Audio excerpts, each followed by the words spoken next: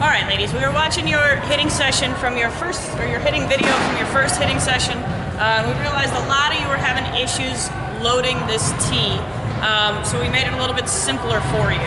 Okay, instead of, here's your flap right here, instead of having to load from the backside with the seams up and going like this, okay, now all you have to do is make sure your seams are up. That is important, okay? Those seams need to be up. So on this one where it says flyer, that should be facing up. All you do is come right here, bring that under, and push up until you feel it grab the ball, okay? You will feel it start to suction onto that ball, and that's when you let go. And it should hold like this, okay? It's not gonna hold forever, but it's gonna hold long enough so that your partner is able to hit it. Now, understand something. We watched you this morning, or yesterday morning, okay? A lot of you were loading it for yourselves. That takes a lot of time. You don't realize it, but that takes a lot of time.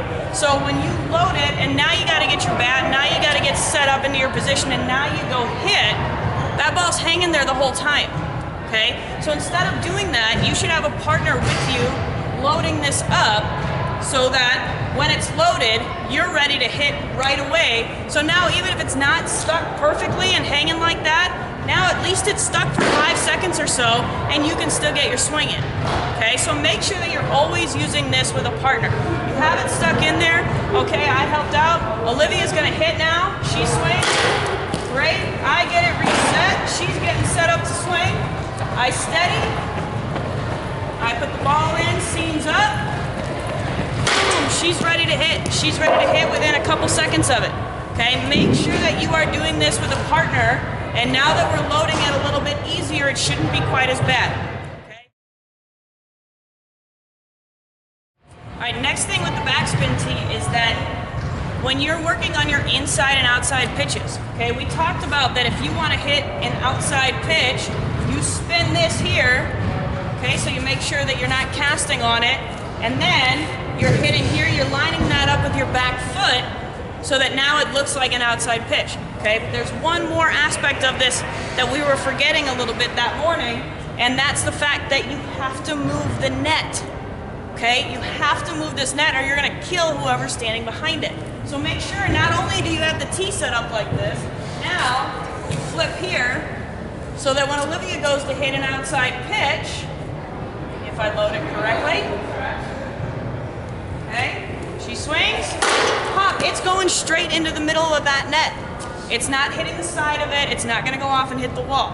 Make sure that you're moving it correctly. And again, if you wanna work on the inside pitch, you flip it here, but the net's gotta come with too, okay? So the net has to go there.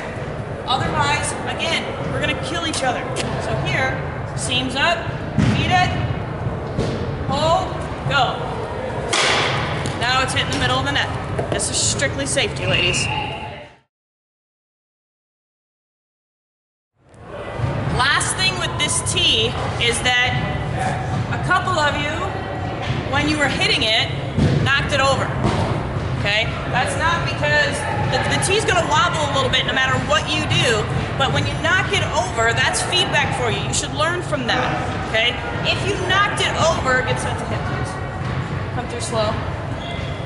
If you knocked it over, that means you hit it here, okay? That's not hitting the ball. That's hitting the tee, okay? Ball's down here.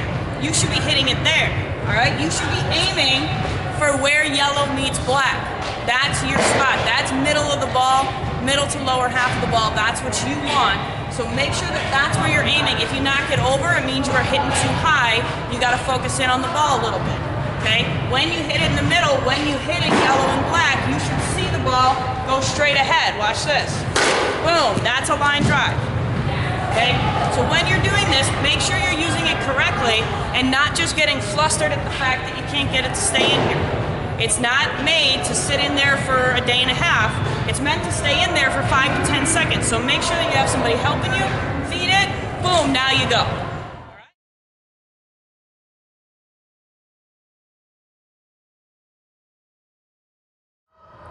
Alright, this is going to be our timing drill. What's going to happen is your batter's going to set up.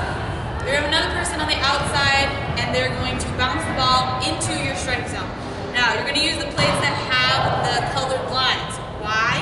When your batter, when the other person is bouncing it in, you need to make sure that where they're tossing it is going to be in the strike zone. So if they throw it hard and it's an inside and it hits the green line, those are still strikes. Okay, so we have to make sure that we're still hitting those.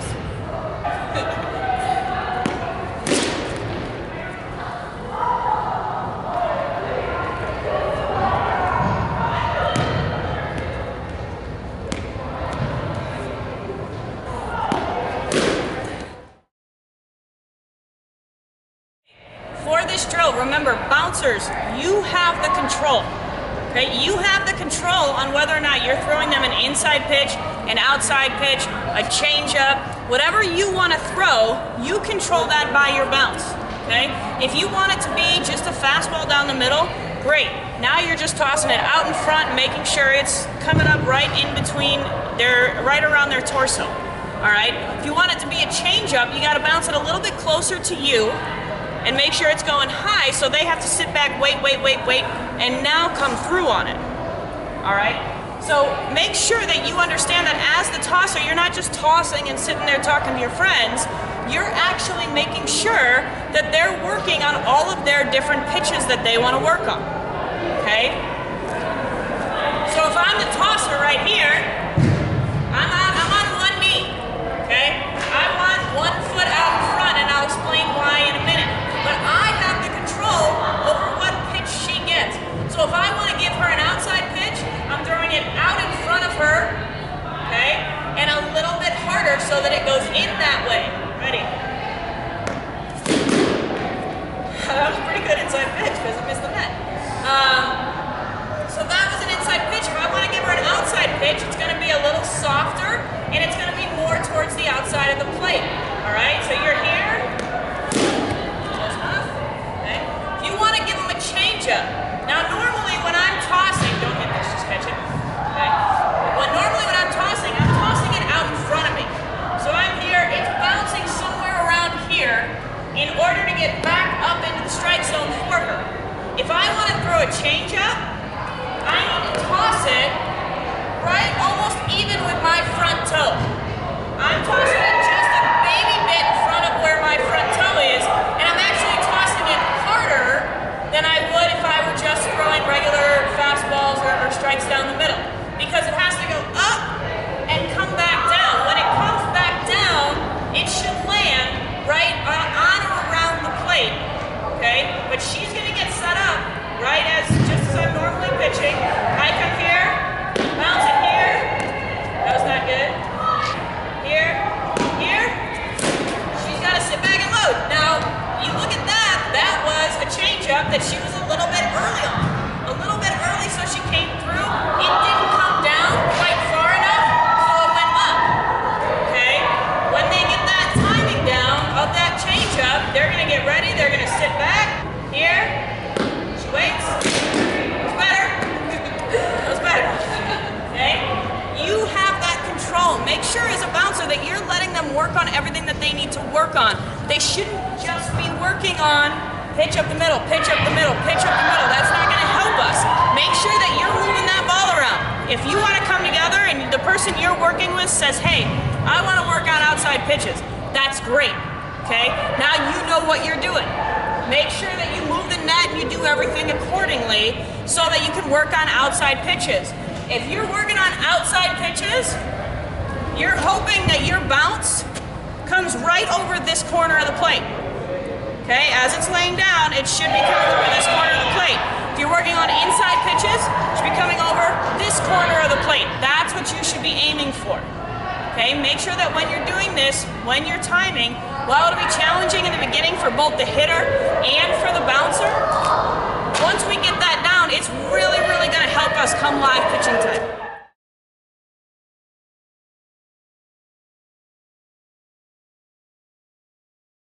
Alright, this is going to be the first slapping drill. This is for our feet basically. Normally when slappers go into their position to go hit, they do a step back and then forward. This is going to prevent the step just because it's unnecessary and you just want to get quick to the front of the back. So I'm going to put a bat on in the back of my front foot and then start my normal position. This makes sure that when I take my step forward, I'm not stepping back. So if I step back, the bat's going to move and then I'm going to go. We don't want that. Keep the bat there, cross over, and then hit.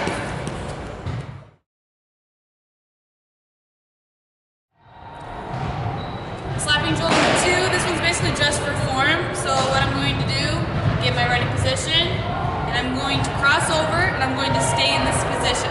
Your partner is going to continually feed you balls. So notice that my hips are squared towards the ball. My hands are still staying up, and as I come through the ball, my knob's going to the ball, and then I'm pointing. So then after you hit it, the person will continually, you stay in this position. You should feel the weight coming through your legs as well, and I'm just going to continually point and hit.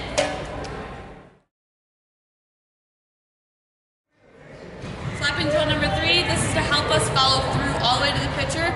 Sometimes we tend to walk away, and that's going to prevent our bat from getting the full extent of the strike zone.